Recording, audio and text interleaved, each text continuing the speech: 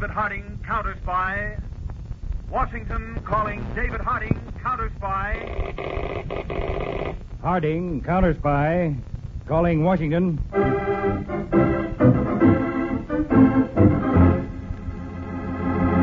United States Counterspies, especially appointed to investigate and combat the enemies of our country, both at home and abroad. Tonight, the case of the hijacked country. A thrilling counter-spy report to the American people.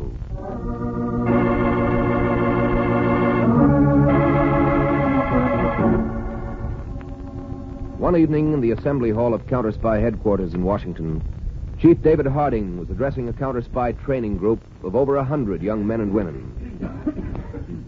Lecture 17, Technique of Modern Revolution.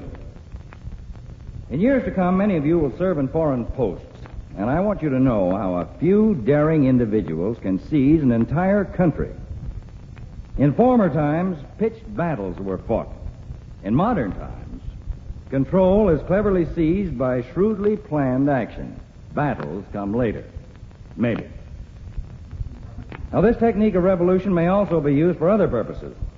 As we learned when I recently sent my assistant, Harry Peters, to Costaguana in South America, where, as you know, the United States is interested in Las Rosas pitchblende mines for uranium. Peters. Yes, Mr. Harding. With that map, will you tell the group something about Costaguana? Well, Costaguana lies on the east coast of South America, neighboring on Puerto Blanca. Spanish is the language of the population, mostly farmers and ranchers, of 1,200,000. A close friend of the United States, Costaguana has no army, only a national police force of some 800 men. Las Rosas pitchblende mines are in the mountains, here. And that was where I reported to the administrative officer, one Colonel Juan Martino.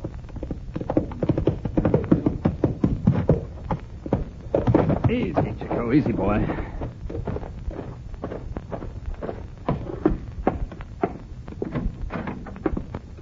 I beg your pardon, Colonel Martino? Yes, senor? I'm Harry Peters, United States Counterspies. My credentials and orders to report to you, sir. Ah, Senor Peters. Welcome to Las Rosas Mines. Did you have a good journey? Fine, thank you, sir. I flew to Porto Alegre and then took ship to Costaguana, and by horse up here into the mountains. Ah. I'm surprised that road can't be used by cars and trucks. Next year we plan to build a new highway, Senor Peters. Have you seen yet the counter-spy you will replace as security officer? Jorgensen? Yes, sir, I have. He's very anxious to start the long trip home. Yes, no doubt. You know, Colonel, I've never seen such beautiful mountains. The contrast with the tropical seacoast is amazing. And the life, too, Senor Peters. Here we work day and night. 2,000 miners and their machines to get pitchblende. But in the tropical climate of the coast, there is relaxation, gaiety. And, of course, it is down there they make the political troubles. Mm-hmm. I hope there will be no troubles while you are here. Tell me, how often do you deliver pitchblende ore to the coast, Colonel? Oh, once a month, Senor. In fact, a shipment is about to leave. Here, come. Mm-hmm. One manner of working will interest you, ours, and you should know all the details in any case.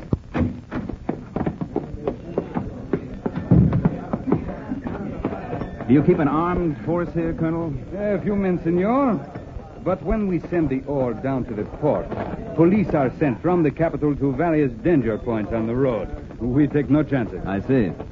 My duties, I understand, include riding down with the ore shipment next month. Yes. But this time, of course, you need not go, since the other counter-spy starts his journey home. Ah, here we are. Well, that's quite a sight, Colonel. You see those carts, each drawn by 8 mules with bells and handled by a driver and a relief man? Oh, yes. Now they are about to start. So long, Jorgensen. Give my regards to Mr. Harding.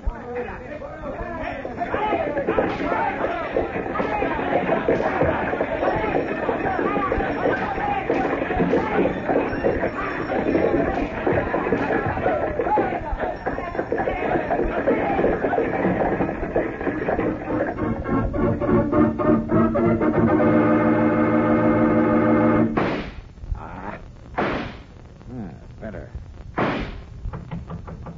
Come in. Wait, Pasco. Stand right there. Senor Fulton, you put a hole in my new hat. I ought to have put it in your head, Pasco. I've been waiting for you for 2 weeks. When did you arrive from Costaguana? An hour ago, Senor Fulton, and I stopped on the way only to buy this new hat. Costaguana, the hats are not good. I must always buy them here in Puerto Blanca. Now I must buy another. You and your hats. Have you any news? Si. At last, Senor Fulton. All is in readiness. Men? 100 men you can trust to the death. Weapons?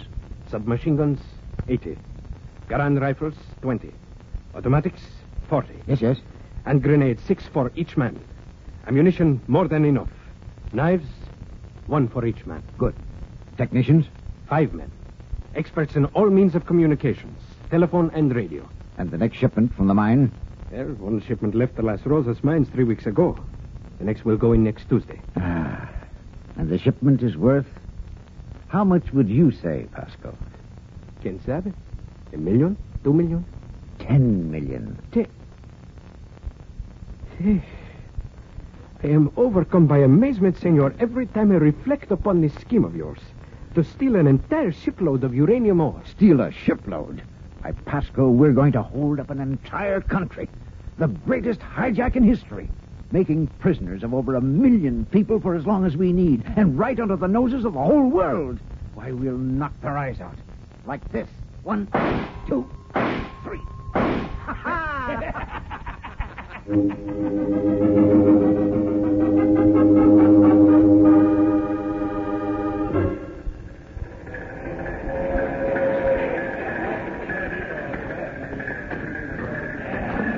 And soon, Senor Peters, this vein of the mine will be extended another 500 feet into the mountain. I see. How long will the mine last, Colonel? The experts tell me 50 years, senor. But let us hope that before that the world will have no more need of uranium for bombs, but only for peace. You can double that, Colonel. You have seen almost everything, senor. Shall we go back to the surface? I'm ready. I make my first trip with the card convoy on Tuesday. I've got some reports to send first to Washington, just saying everything under control.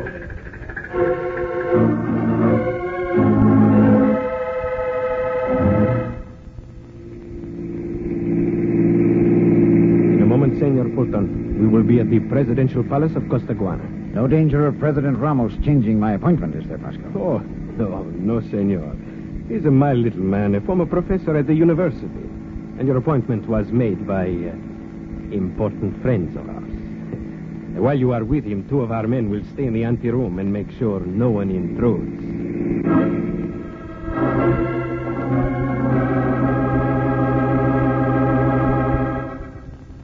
It is an honor to Costaguana, Senor Fulton.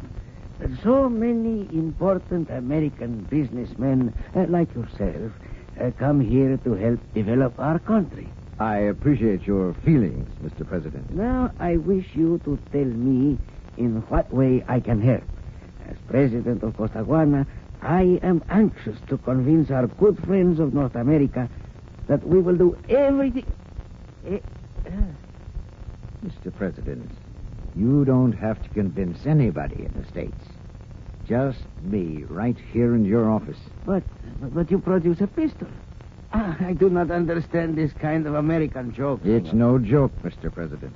I am the president in the very center of our capital city. It is incredible. You mean you don't believe I'd kill you? Kill me? All you have to do is to believe your eyes. Look at this gun. Think about a bullet coming out of it. Aimed at your chubby little body. I understand. But why do you do this? I'm taking over your whole country. For a day, 2 days, a week. As long as I need it. Revolution. But you must have an army, thousands of men. You... Mr. President, I am pulling my revolution with just 100 men. In the modern way. You are a madman, Senor Fulton. Am I, Mr. President? Why, your country has no army, so I need only 3 points of control. You for the top authority, communications, and the police. With those in my hands, everything will seem to go on as before, except for this gun aimed at your stomach. The greatest hijack in the world, a whole country. Simple, isn't it, Mr. President?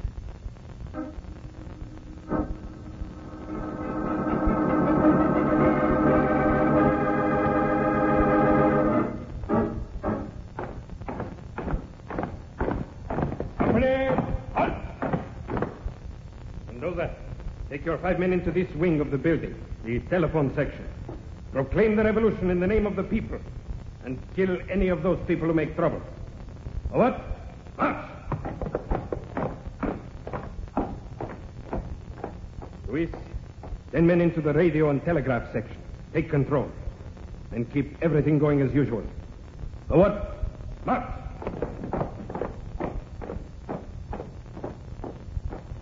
All right, the rest of you, with me into this wing. The administration. Come.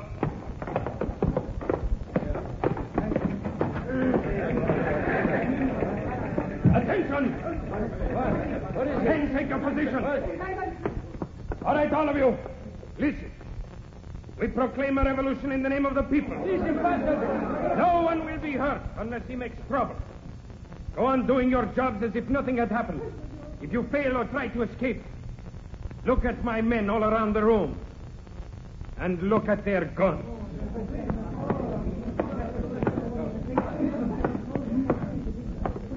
You, senor. You are the director of communications? Si, but please have your revolution, but do not disturb us. You will make no trouble? Oh, no trouble. I only want everything to go smoothly. It is very hard to make things go smoothly. I do not want your revolution to disturb everything. Very good. A healthy way to feel. The rest of the building is already in our hands.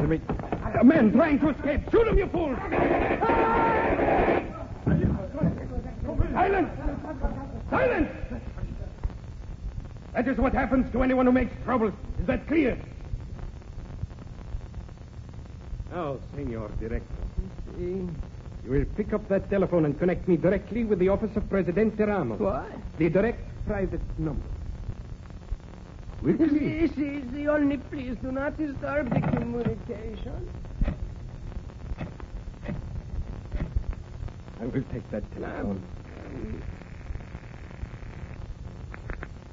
Hello. Senor Fulton, it is Pasco. We are in total command. Good work. And on time, too. President Ramos has just signed his first order. But, of course, you know what it is. Si, Senor Fulton. We will transmit that order at once.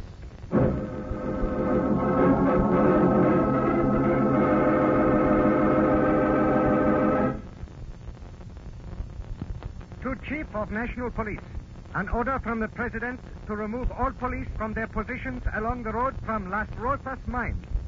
Presidente Juan Ramos.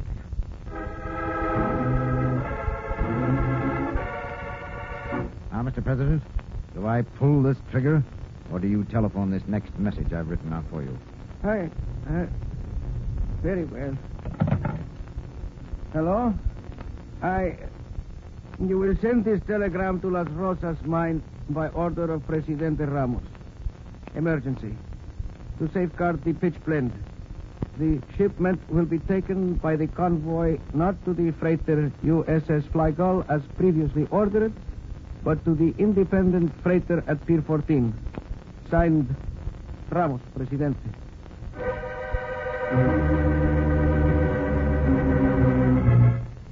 Urgent message from Mr. Harding. This is Peters in Costaguana. Just received orders signed by President Ramos to divert current pitchblende shipment from regular ship to another. Colonel Martino in command here, not disturbed, but I am.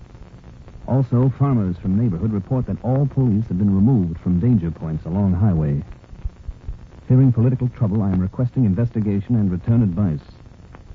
Call 030. Every hour on the hour.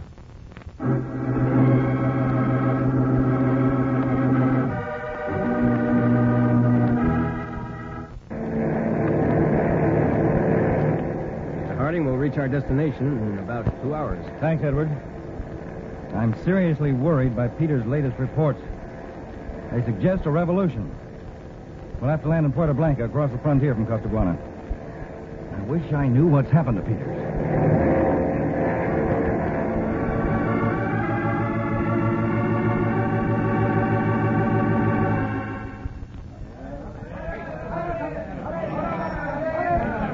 Senor Peters, the convoy is ready to leave the mine. Colonel Martino, I beg you once more, telephone the President's office for a confirmation of this order to deliver to a different ship. I'm a soldier, senor.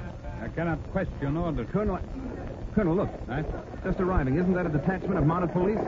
Ah, yes. You see, senor, your fears were foolish. Martino? Assisi. Martino, I am Captain Putt. I have orders to escort the convoy to the harbor with these 50 men. Very good, Captain Pasco. This is Senor Peters of the United States Counterspy. Ah, you will be with us, senor? Yes. Colonel Martino, do you know this man? No, but still he has the order. Colonel, the police have been removed, and now this officer you don't know with a police detachment you didn't expect. Si, Senor Peters. Captain Pasco, will you and your men please dismount? The convoy cannot start. We must wait. Wait? My orders are to start at once. Captain, you take your orders from the colonel. I do not take any from you, Counterspy. Men, arrest the American. Wait, Captain. Be quiet, Colonel. What? You will be shot next, Counterspy, unless you do obey orders. Not your orders, Pasco, come back here. Captain, he is running away. Sergeant, take 2 men and follow him. The rest of you, start the convoy.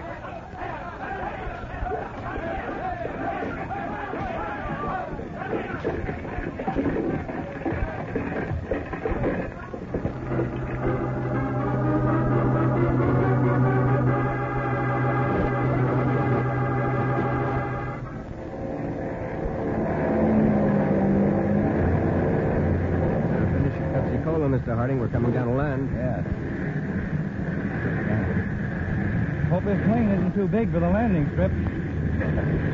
Here's the bump.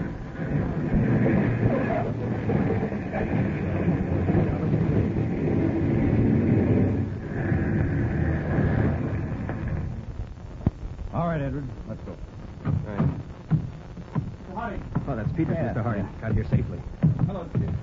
Hi, Edwards. Well, good to see you, Peter. And a narrow squeak, huh? Yes, after I broke away from that phony police captain, Pasco, 3 men trailed me for about 6 hours as I headed for the border in this rendezvous point. Yeah? I lost them early this morning. Peters, we've had some reports during our flight from the secret listening posts we maintain in Costaguana. Yes? There doesn't seem to be a real revolution going on. Neither the radio broadcast nor the newspapers have mentioned it. But communications and the police and President Ramos seem to be under outside control. All to steal that shipment of ore. A scheme, Mr. Harding. Who's at the head of it, Peters? No idea at all. Well, whoever it is certainly understands modern methods. All he sees were the 3 things he needs most: authority through the president, force through the police, and communications. But why steal a shipload of pitch blende ore? Well, it might be transferred to other ships at sea under the orders of some country that need uranium. But all have scattered before anything can be done. What are our chances now, Chief? Have you got your shortwave radio, Peter? Yes. Now, we'll use that to reach our listening post in the capital of Costaguana. Pull together a force of armed men. Now, we'll meet them at the seaport at the point where the highway from the mountains reaches the dock area. Let's go.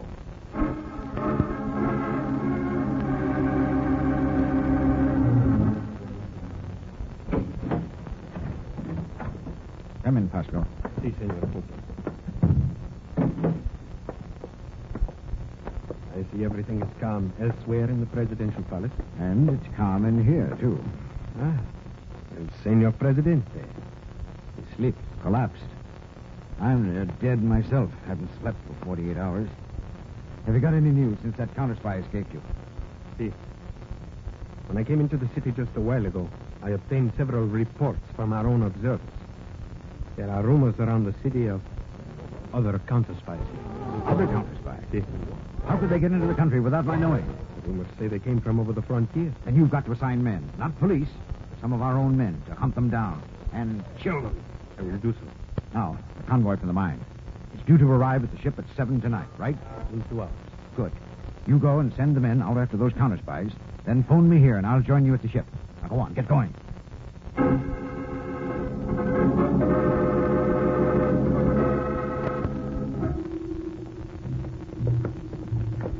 Hold it, men. Now, we've overpowered the outside guard of the communications building. Now, the big job. The administration wing. I'm afraid we can't take it without violence. There must be a lot of the regular personnel being held in there, Mr. Harding. You'll have to break in and warn them fast before any shooting starts. That's my job. Attention, everybody. Throw yourselves on the floor. Abajo. Please do not disturb everything. You men with machine guns, surrender. All right, men, fire.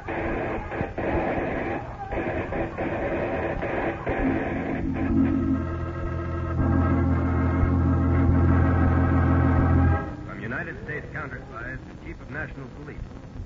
Criminal revolutionary plot exposed. Attempt to steal entire shipload of pitchblende ore. Your loyal cooperation requested. We have just learned that the convoy is already at the dock. Please concentrate every available man at Pier 14. Counterspies will meet you there.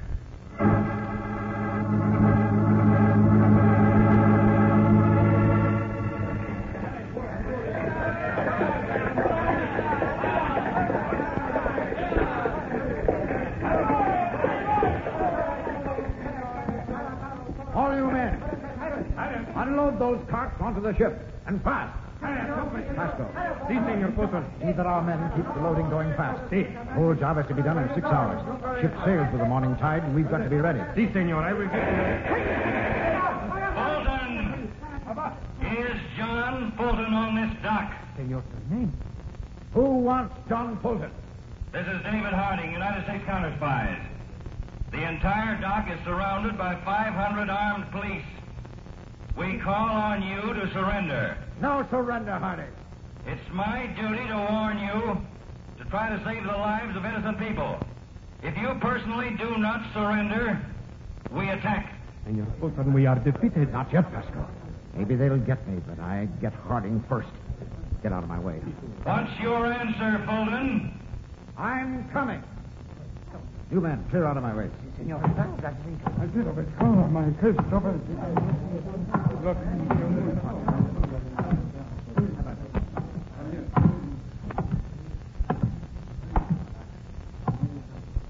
Which one of you is David Harding? I'm Harding, Fulton. Tell your men on this dock to drop their weapons. You drop that pistol. The light's not good here, Harding. Step out where I can see you better. With pleasure. But don't try anything. There are 5 rifles aimed right at you. Can you see me clearly enough now? Yes. But do you know what you've done, Harding? You've spoiled the biggest crime in history. Hijacking a whole country. It was well planned, Fulton. You wasted a good brain on a useless crime. I'll be famous forever, Harding. For this scheme of yours? Yes. And also because I'll be the man who killed you. We got it, Chief. The rest of you men, surrender. He didn't hit you, did he, Chief? I threw myself aside as he fired. One bullet got me in the arm, the left arm. We'll get you to a doctor. No, it's a flesh wound. We can bind it up for the moment. I guess a little blood's a cheap price to pay for putting this fellow Fulton out of the way. Peters, what an amazing waste of ability.